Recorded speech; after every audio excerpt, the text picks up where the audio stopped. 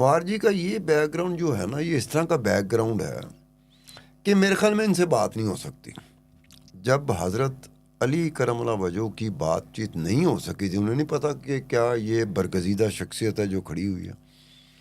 तो खारजी का जो बैकग्राउंड है ना हिस्टोरिकल पर्सपेक्टिव में, ये अब इनके लिए मसला क्या बनेगा? मसला वो बनेगा जिस पे आप भी कई दफ़ा बात करते रहे हैं, दूसरे भी करते रहे, कि आपने इनको मौका दिया, चाहते हुए ना चाहते हुए। जब उनको मौका मिलेगा, अगर आप मुझे मौका देंगे, मेरा बैकग्राउंड ये है, तो मैं मजबूत भी हूँगा। मेरा मजबूत होने का मतलब क्या होगा कि मैं आप पे वार करूँगा। ये वार करते हैं, ये रुकते नहीं हैं। अगर आप चाहते हैं कि आपका ब्रांड या कारोबार हजारों नाजरीन तक पहुंचे, तो हमारे साथ एडवर्टाइजिंग करें। अपनी प्रोडक्ट को सही ऑडियंस तक पहुंचाने के लिए हमसे राब्ता करें। एडवर्टाइजिंग के लिए नंबर स्क्रीन पर मौजूद है।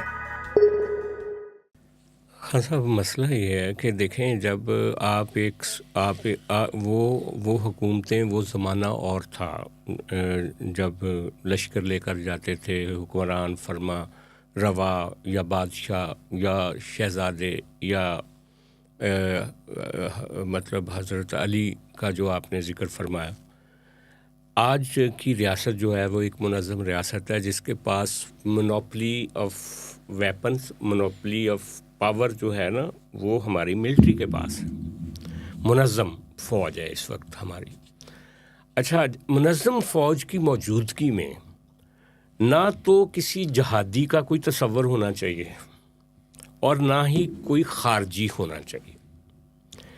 मेरी बात समझें, जहाद का काम जो है या मुल्क के लिए लड़ने का काम जो है वो एक मिलिट्री को सौंप दिया गया। उनको पाकिस्तानी कौम उनको तनख्वाहें दे रही है उस मिलिट्री को, तो हमें कोई जहादी नहीं चाहिए। हमने जिन जहादियों को एक पैरेलल मलीशिया बनाने की पॉलिसी बनाई थी, उन लोगों को भी तो किसी वक्त कटहरे में खड़ा करना पड़ेगा ना। हमने उनको बना लिया, और जब वो जिनको आपने जहादी बना के वर्ल्ड मार्केट में दहशतगर्द बना के छोड़ दिया और आपने उनको फ़ंड करना छोड़ दिया, तो उनको इंडिया ने फ़ंड देना शुरू कर दिया। जब इंडिया ने फ़ंड देना शुरू कर दिया या दुनिया की किसी और ताकत ने फ़ंड देना शुरू कर दिया, अब आपने कह दिया वो खारजी है। तो ना तो जहादी का तसव्वुर आज के इस कॉन्स्टिट्यूशनल फ्रेमवर्क में है। आपने जिक्र किया कि एक वक्त वो था, ये 2013 के इलेक्शन थे या 2008 के इलेक्शन थे? 2008 के इलेक्शन थे, और उसके बाद 2013 के भी इलेक्शन थे जो कि दहशतगर्दों ने उनको मैनेज किया था। उसमें क्या हुआ कि 3 जमातें थी जी, ANP थी, पाकिस्तान पीपल्स पार्टी थी, और MQM थी, जिनको निशाना बनाया जा रहा था। अब ये वेरी स्ट्रेंज के इलेक्शन कैंपेन के दौरान जो टारगेट हो रहे थे वो 3 जमातें हो रही 3 जमातें हो रही। हमारे लिए तो सोचने वाली बात थी कि यार ये जमातें टारगेट हो रही। मुस्लिम लीग नून और PTI को कोई खतरा नहीं था। नून और PTI दोनों को तो ऐसे था जैसे उन्होंने मुड़ के नहीं देखा। और जमात इस्लामी, ठीक है, नहीं मैं बड़ी जमातों की बात करूंगा, बड़ी जमातें। नई तालिबान की एक दफ़ा जब मुज़ाकरात की बात हुई थी ना उनसे, तो उन्होंने कहा था कि हम इमरान खान पे, मुनव्वर हसन पे और जो मुस्लिम लीग नून वाले हैं उनके ऊपर हम बिलीव हसन करते का नाम इसलिए ले लिया होगा कि इस्लाम का नाम वो भी लेते हैं और जमात इस्लामी भी लेती है। अदरवाइज मैं 2 बड़ी सियासी जमातों को जिनको वोट मिलता है, जो हुकूमतें बनाते हैं, जी बिल्कुल, या खुद बना लेती हैं या फिर इत्तेहादियों के साथ मिलकर हुकूमत बना दें। जी जी। तो 2 बड़ी सियासी जमातें थी, एक मुस्लिम लीग नून थी और एक PTI थी, जिसकी तरफ इन्होंने देखा ही नहीं। जी और बिल्कुल। टारगेट किसको किया हुआ था? ANP के बंदे मारी जा रहे थे, जी जी जी जी। पीपल पार्टी के बंदे मारी जा रहे थे, और MQM के बंदे मारते जा रहे थे। और वो इलेक्शन कैंपेन के दौरान, यानी कि उस दौरान में ये 3 जमातें उस तरह से कैंपेन नहीं कर सकी। वो कहते हैं ना कि उस वक्त के इलेक्शन कमीशन ही ये थे तालिबान, ये जो जहादी थे। देखो ना, अब उससे क्या हुआ, अब आपको मिलती है शय। यस। जैसे आप कहते हैं ना कि तारीख बताती है कि शय मिलती है कि यार बड़े ताकतवर ने, ताकतवर होन ना होन, इनसे लोग डरते हैं। बिल्कुल बिल्कुल। उसके बाद क्या हुआ कि फिर ये जो हमारा, जिसको जेल में आप लोगों ने डाला हुआ, मुफ्त में डाला हुआ बेचारे को, जिसको काफ़ी लोग मुर्शद भी कहते हैं, उनकी वजह से मैं भी उसको मुर्शद कहता हूँ, इमरान खान जेड़ा अडयाला जेल में पड़ा हुआ, पता नहीं अगले हमारे कैमरामैन की तरफ ना देखें, आप अपनी बात जारी रखें। नहीं देख रहा, इन पे मुझे तरस आता है। क्यों? तरस आता है क्योंकि ये खुशियां अपने हाथ से विदा कर चुके हैं। जैसे वो दुल्हन नहीं रुखसत करते, इन्होंने अपने हाथों से खुशियां रुखसत कर दी कि हमारा दुख और सुख जो है ना वो अडयाला जेल में मुकीम हो गया। अडयाला जेल में अकेला नहीं है इमरान खान, साथ इनकी खुशियां भी रहती इनकी हैं, खुशी और गम भी वहाँ पर कैद हैं। कैद हैं। अब उसी के साथ है कि वो बाहर आएगा तो इनकी खुशियां लौट आ जाएंगी, नहीं आएगा। अब उसने क्या किया मुर्शद ने, बाकी सियासी जमातों की निस्बत उसने कहा मैं थोड़ा या आगे चला जाऊँ। उसने, आपको पता है कि एक मलाला यूसुफजई थी, उसका बाद में इतना नाम हो गया कि उसको नोबेल प्राइज़ भी मिल गया और फिर दुनिया में उसका नाम हुआ। ये बेचारे इमरान खान की बदकिस्मती एक और भी रही है, कभी गौर कीजिएगा इसका ट्रैक रिकॉर्ड आप। ये एक बहुत बड़ी बात अपने वक्त में कर जाता है, बाद में खुद कह रहा होता है कि यार ये काम इसी वक्त होना था। तो जो साथ लोग होते हैं वो कहते हैं कि सर आपने ये बात इसी वक्त करनी थी, अगले दिन ही पुठी पै जाती। मलाला यूसुफजई का केस नहीं हुआ था तो इमरान खान ने वैसे ही वो आके ना तो तालिबान में खारजी भी होंगे, उनके हक में बात शुरू कर दी। उसके कुछ ही दिनों बाद, कुछ ही हफ्तों बाद मलाला यूसुफजई का केस हो गया। वो वाकया रूनुमा हो गया, पूरी दुनिया में मलाला यूसुफजई की बात हो रही। उन दिनों में फिर इमरान खान को मजबूरन खामोश होना पड़ा कि मेरी टाइमिंग ठीक नहीं थी। दूसरी मरतबा बात नहीं आता। अच्छा, इमरान खान के बारे में थोड़ा सा मैं भी बता दूं कि वो सोचता कुछ और है, उसका नज़रिया कुछ और है, लेकिन बात कुछ और करता है। ये देखे ना, ये जो डाइकोटमी है ना उनकी, मसलन मैं आपको सिंपली बताता हूँ कि जब वो एक ही बंदे के घर गया था जिसको दहशतगर्दी के नतीजे में मारा गया था, वो सलमान तासीर साहब थे। अच्छा। उनके बच्चों से वो मिलने गया तो मीडिया सारा बाहर था, तो जब मिल के आया तो उसने किसी से बात नहीं की और चला गया। तो किसी ने कहा कि इस मौके पे आप थोड़ा सा कोई मीडिया से बात कर लेते, तो उसने कहा कि पाकिस्तान में इस तरह की चीज़ों में जब बात की जाती है तो वो उसके नताइज बड़े डेंजरस होते हैं। अच्छा, एक और हमारे ये जो पूरे सरार किस्म की शख्सियत नहीं है, इसको पता ही नहीं होता कि किस वक्त कौन सी बात करनी। ये मैंने पहले भी आपके शो में ये कोट किया था कि 2013 में इन्होंने दी टेलीग्राफ जो न्यूज़पेपर है बरतानिया का, बड़ा पावरफुल न्यूज़पेपर है, उसमें इंटरव्यू दे दिया और कहा कि बेनज़ीर भुट्टो के मर्डर में तालिबान नहीं। हाँ, आपने जिक्र किया, मैंने जिक्र किया था ना। अब ये इसने 2013 में बात की थी, 2018 में तालिबान की अपनी किताब आ गई मार्केट में। उन्होंने कहा पहली मर्तबा 2007 के बाद 2018 में, यानी कि 11 साल बाद उन्होंने इस बात को कहा कि जनाब हमने बेनज़ीर भुट्टो को मारा है।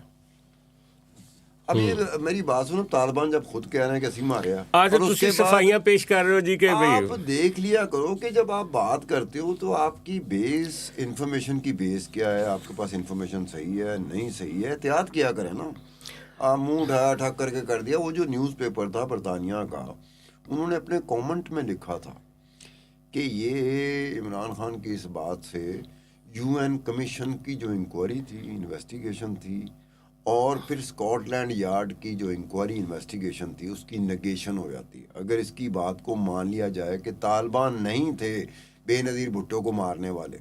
अब देखो ना, वो उनको कई दफ़ा इमरान खान को नहीं पता चलता वो क्या बात कर गया, वो बाद में उनको एहसास दिलाया। लेकिन सर कई मामलात में बड़ा सियाना है। देखो जी, इसने अकोड़ा खटक के मदरसे को जब भी ये इक़्तिदार में आए पीटीआई में, वहाँ पे उनको करोड़ों रुपए की इमदाद दी, सिर्फ इसलिए कि वो इनके लोगों को तंग ना करें। एक और वजह थी, छुपी हुई वजह मैं जानता हूँ। जी जी जी। मौलाना समीउल हक मरहूम, मेरी बड़ी गपशप थी उनके साथ। अच्छा, छुपी हुई वजह भला क्या थी? छुपी हुई वजह मौलाना फजल मान था।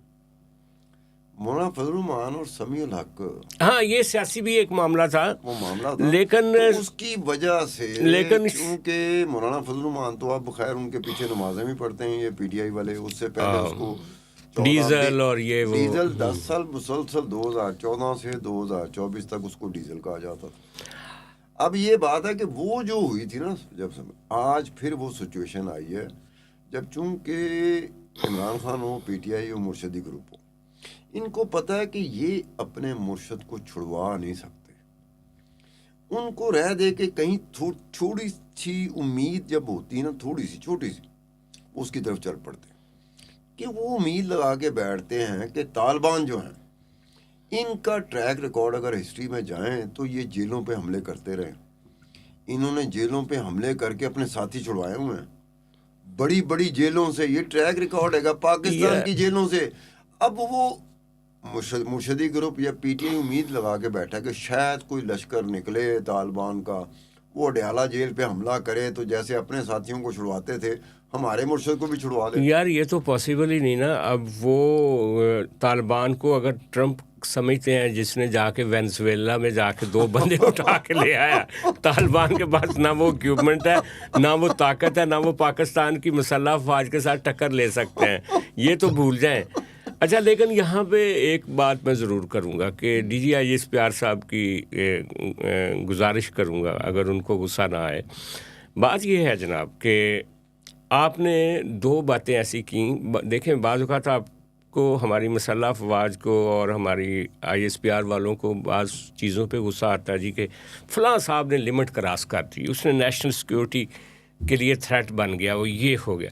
लेकिन यार आपको भी पॉलिटिकल थ्रेट नहीं बनना चाहिए किसी के लिए, क्योंकि आप एक मुत्तफ़िका सारी कौम की फ़ौज हो ना, किसी एक सियासी जमात की फ़ौज नहीं हो। जब आप एक सियासी जमात के ख़िलाफ़ कोई भी पोजीशन लेते हो ना तो उसके साथ ज़्यादती होती है, क्योंकि आपके पास ताकत है आउट ऑफ प्रपोर्शन।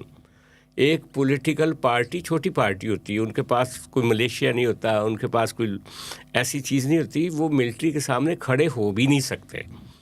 तो जब आप कहते हैं ना कि KP की असेंबली जो है वो दहशतगर्दों के लिए नैरेटिव बनाती है, तो इस बात को आप अगर ना करते, आपका वज़ीर दाखिला कर लेता, सिविल गवर्नमेंट कर लेती, कोई मिनिस्टर कर लेता, कोई मजहबी अमूर का मिनिस्टर कर लेता, आपका कोई स्पोक्समैन ऐसा करता जो सिविलियन होता, तो वो ज़्यादा अच्छी बात होती। आपको शायद ये नहीं करनी चाहिए। हम लोग ये किस जगह पे बात होती है, ये उस जगह पे बात होती है जैसे इंडिया नहीं है। हाँ, इंडिया में ठीक है, नरेंद्र मोदी की वजह से पिछले कोई काफ़ी सालों से एक नया इंडिया हमें उभरता हुआ नजर आता हाँ, है। एक डिक्टेटोरियल, एक आमराना इससे पहले इंडिया। हमें वो इंडिया नज़र नहीं आता था। जी, जी। इंडिया वाकई हमारे साथ जंगें भी हों, जो भी हो, हमारे साथ दुश्मनी भी उनकी बरकरार रहे, लेकिन उनका एक लिबरल और सेकुलर किस्म का जो कॉन्सेप्ट जो था, तस्वर था, वो अपनी जगह पे कायम था। नरेंद्र मोदी ने उसको बिल्कुल बुलडोज कर दिया।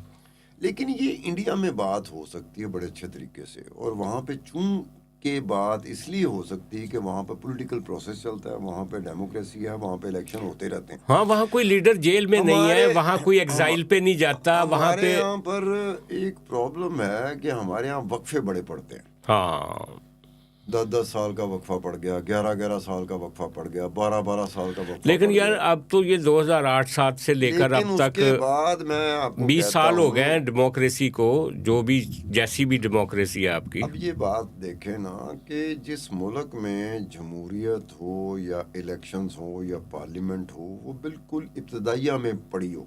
बिल्कुल, ये अगर इंडिया के साथ कंपैरिजन करें तो हमारी जमहूरियत, हमारी सियासत, हमारी पार्लियामेंट ये इब्तदाइया में है। हाँ, 10 साल के बाद यहाँ पर आपने क्या देखना है कि कौन सा बंदा, मुझे बताएं, ये सारी सियासी बड़ी सियासी जमातों को ले आए, ये मुस्लिम लीग नून को ले आए, ये पाकिस्तान पीपल्स पार्टी को ले आए, ये PTI को ले आए, ये इमरान खान को ले आए, ये नवाज शरीफ को ले आए। उनको पता है इक़्तिदार की जो तंग गली है उसमें फौज बैठी हुई है, जब तक फौज का हाथ सर पे नहीं होगा ये जा ही नहीं सकते। इन्होंने अपने दिल से मान लिया हुआ है